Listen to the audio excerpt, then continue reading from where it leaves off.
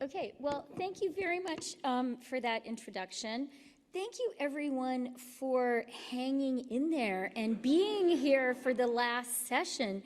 It's like the classic death slot, right? Before the final reception. So I really appreciate it. And I just have to say how nice it is to be here. There are so many people in this room who I admire so much, and from whom I have learned so much today and over the years. And it's really energizing and inspiring for me to be with a group of people who really share the same values and are working for the same things, and to kind of talk about how best to do it. So thanks everyone for being here. Bienvenue au Canada. Ça me fait plaisir de vous voir. I've learned so much from so many of you. I'm going to talk now about how our government sees the economic challenge facing Canadians and our plan to meet that challenge. In the aftermath of the Second World War, an army of veterans, the greatest generation, returned home and laid the foundations of the most prosperous period in human history. Theirs was the era of les 30 Glorieuses, 3 decades when our economies grew by 3%, year after year after year. That post-war era was, for Canada and for the non-geographic West, the apex of middle-class capitalism, of an economy that was growing from the middle out. The prosperity and opportunity of that era was certainly not shared equally, particularly if you were a woman or Indigenous or a person of color or gay. But growth was strong. Wages were rising. Income inequality was low. Taxes were high, and the foundations of our modern welfare state were laid. Les 30 Glorieuses did not last. As the 20th century drew to a close, our middle-class engine of economic prosperity started to sputter. Growth slowed, unemployment rose, middle-class income stagnated, and inequality widened. The middle class was hollowed out and left behind, and our economies stopped delivering for working people. Western democracies are still grappling with that reality. The starkest response to this challenge has been on the populist right. They speak of American carnage and of Canada being broken. What follows from their diagnosis, of course, is a lot more muddled.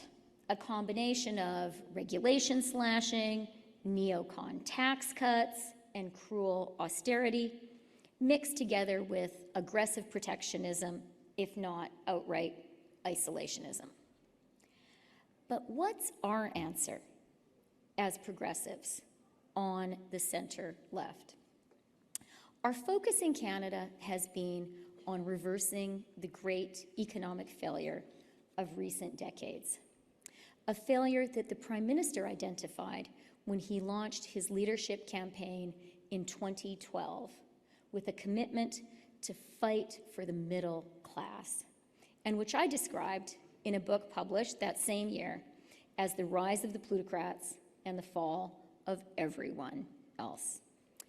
After the election in 2015, we got to work by investing in Canadians and building up Canada, restoring the middle-class prosperity that had eroded and bringing together progressive and pragmatic economic policy with progressive and pragmatic climate policy. Our investments in public transit, in the Trans Mountain expansion, and in EV battery factories are not just one-off public expenditures. They truly are investments decades-long investments in the economic growth which creates middle-class jobs and makes middle-class communities more prosperous. Une croissance forte a toujours été la pierre angulaire d'une économie pour la classe moyenne.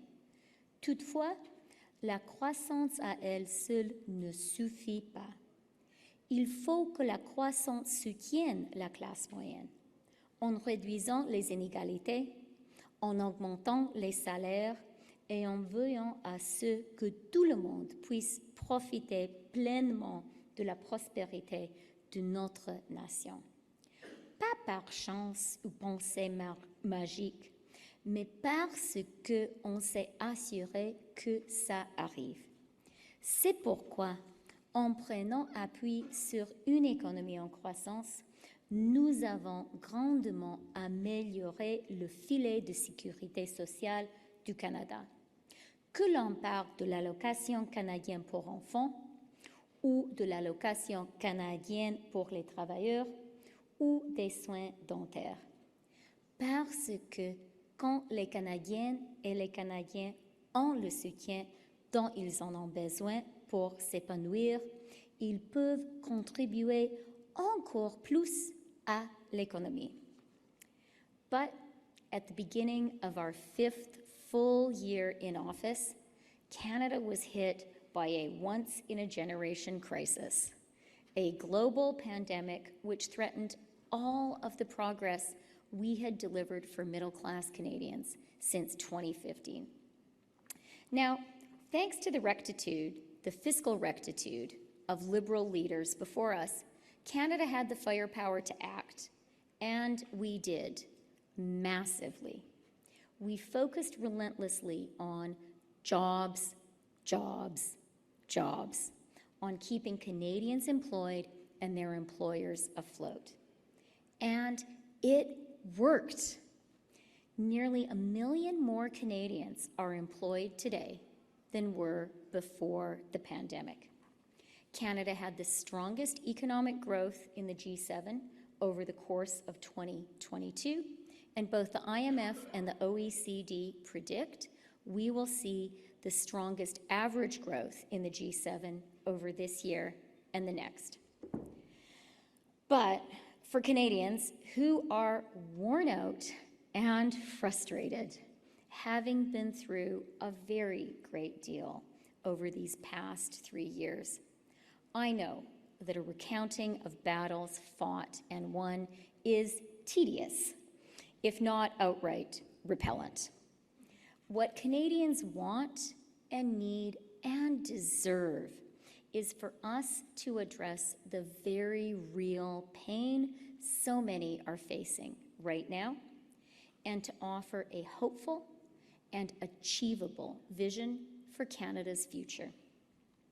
Staying united as a country as we get through the short-term challenges of today and lay the foundations for a brighter future will be harder than it needs to be, because the populists of the hard right see opportunity in nihilism. They positively relish leaning into the gloom, don't they? Their everything is broken pitch can be seductive when people are tired, prices are high, and mortgage renewals are looming. But the hard right have no positive agenda or real plan of their own. Amidst a flurry of one-liners, it's no wonder that 3 of the Conservative leaders' only concrete proposals have been to eliminate the price on pollution and the thousands of dollars in rebates it provides to Canadian families, to invest in crypto as a hedge against inflation, and and to eviscerate the contributions which are the essential foundation of both employment insurance and the Canada Pension Plan. There is no substantive Conservative plan for growth, no climate action. And by the way, don't believe that there is anything fiscally responsible about the hard right economic agenda. That's what we saw when Liz Truss put it into practice in the United Kingdom, and markets crashed and interest rates soared. You need look no further than the list of 11 AAA countries, of which the largest are Germany, Canada, Australia, the Netherlands, Sweden, Norway, and Denmark. What do those countries have in common? I think you can see from that list that fiscal responsibility is the true domain of progressives. Toutefois, si nous rejetons l'approche de la droite qui, comme nous le savons, a échoué, comment allons-nous renouveler la promesse du Canada pour une nouvelle génération? Tout d'abord, nous savons que les 3 dernières années ont été très difficiles pour les Canadiennes et les Canadiens. Nous avons traversé la pandémie du COVID-19, la récession causée par la COVID-19, l'invasion illégale de l'Ukraine par Poutine, les perturbations dans les chaînes d'approvisionnement, les feux de forêt et les ouragans. Nous avons traversé une vague d'inflation mondiale élevée et nous faisons maintenant face à des taux d'intérêt élevés. Le gouvernement fédéral fera tout en son pouvoir pour que le Canada puisse finir de passer à travers cette période difficile. On bâtir une économie avec des prix stables, une croissance forte et constante et des emplois abondants et bien rémunérés. En tant que ministre des Finances, c'est ma plus grande priorité. That's why, as the Prime Minister announced just on Thursday, our government expects our country's largest grocers to take a Team Canada approach and do their part to get prices down and keep them down. That's why supply-side solutions like early learning and childcare and the record women's labor force participation it is enabling here in Canada are so important right now. And that's why, in the face of global inflation, Canada's pace of fiscal consolidation over the past 2 years has been the fastest in the G7, and why we're proud to maintain both the lowest deficit and the lowest debt-to-GDP ratio among our G7 peers. We're serious about fiscal responsibility. That's why we're systematically following through on our commitment made in our spring budget to save $15 billion from the costs of operating government, because we need that money to invest it directly in Canadians. Second, we are tackling our century's great challenge of building a clean economy. And we're doing so with zeal through our $120 billion, that's right, $120 billion Clean Economy Jobs Plan, a plan that is focused relentlessly on a new generation of middle-class careers and middle-class prosperity. L'invasion illégale de l'Ukraine par la Russie a enseigné aux démocraties du monde entier qu'il était insensé de dépendre économiquement des dictatures. Et les démocraties ont tiré cette leçon à un moment où elles mènent une transition propre qui représente la plus importante transformation économique depuis la révolution industrielle. Le Canada dispose des ressources et de l'expertise nécessaires pour traverser cette période de profond changement à l'échelle mondiale. En fait, nous effectuons des investissements considérables pour veiller à ce que les travailleurs canadiens puissent miner, extraire, transformer, fabriquer et vendre les biens et les ressources naturelles dont nos alliés ont besoin. Et nous le faisons d'une manière qui garantira que l'économie propre du Canada profite équitablement aux travailleurs. C'est pourquoi nos crédits d'impôt à l'investissement sont plus généreux lorsque les travailleurs canadiens touchent un salaire syndical courant.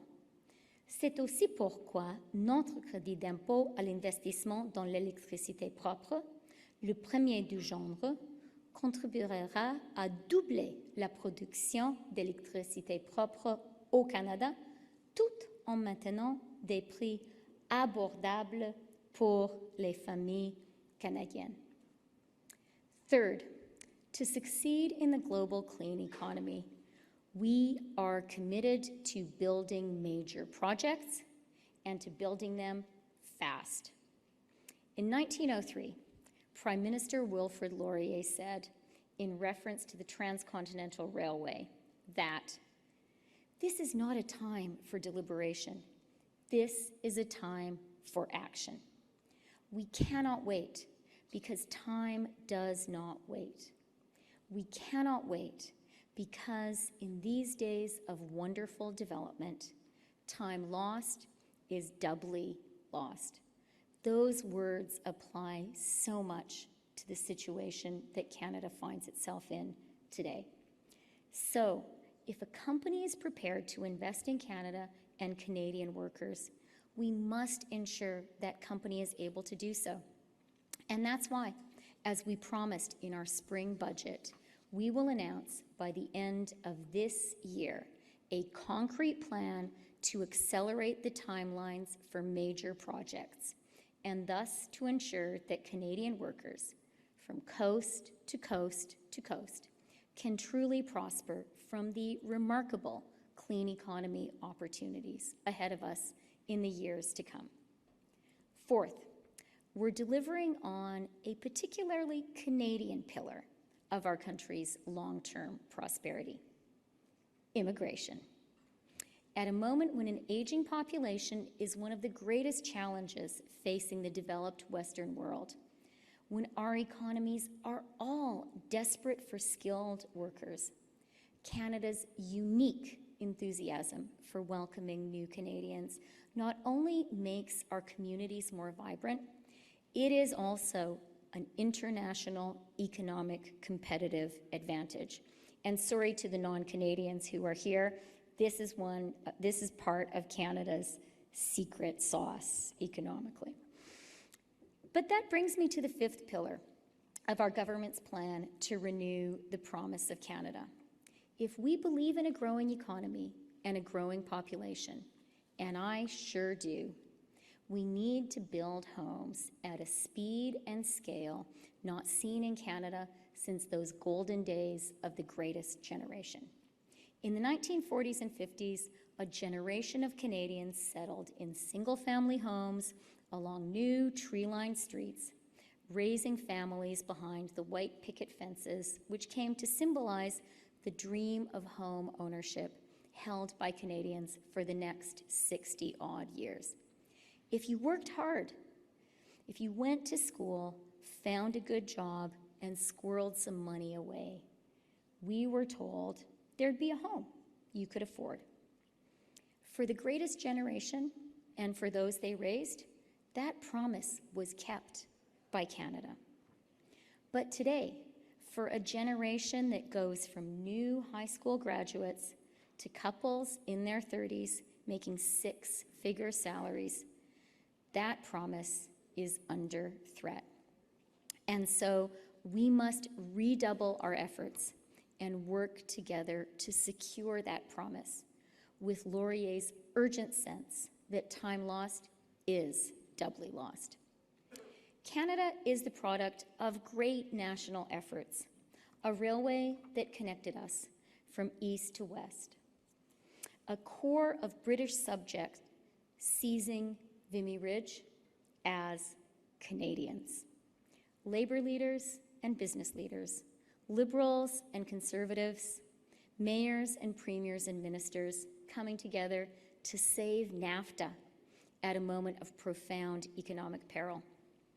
A population spread across nearly 10 million square kilometers, unprecedented in our diversity, which has stayed together through conscription and referenda, through trade wars and a global pandemic, and which has never met a challenge greater than our united Canadian spirit. Building the millions of homes required for a new generation must become the next in a proud tradition of historic challenges that we Canadians meet together. Nous devons construire des maisons unifamiliales et des appartements secondaires. Nous devons créer des coopératives d'habitation et des appartements locatifs. Pour ce faire, tous les intervenants de 4 coins de notre grand pays, qu'ils soient du gouvernement fédéral, des provinces, des villes et municipalités, du secteur privé ou d'organismes à but non lucratif, devront collaborer dans le cadre d'une cause commune. We are meeting the housing challenge by lifting the GST on rental construction, as the Prime Minister announced 2 days ago. We're meeting the challenge with our new tax-free first home savings account, which tens of thousands of Canadians are already using to save up for that first down payment, tax-free. We're meeting the housing challenge with our $4 billion Race to the Top Housing Accelerator Fund, which is already motivating cities and towns all across Canada to do what we need to do, which is build more homes faster. We are working hard, but we have more work to do. Building the homes a growing Canada needs will require another great national effort, and it is an effort the federal government is ready to lead. At the heart of the promise of Canada is the conviction that no matter who you are, no matter what you look like, where you were born, or who you love, every single day represents a new opportunity. That if you work hard, you can share in the remarkable opportunities of our remarkable country, with a good career that pays well, and with a home you can afford. Building a Canada that delivers on the promise of the greatest country in the world for this next greatest generation will be our work as Liberals for these next 2 years and beyond. Canada is not and never has been broken. We are the imperfect but remarkable creation of generations of Canadians who did their part to build a better country, calloused hand by calloused hand. Generations of Canadians who fought fear and cynicism with hope and hard work. Generations of Canadians who fought day after day to keep Canada moving forward. And generations of Canadians who believed, just as we do today, that better is always possible. Thank you very much.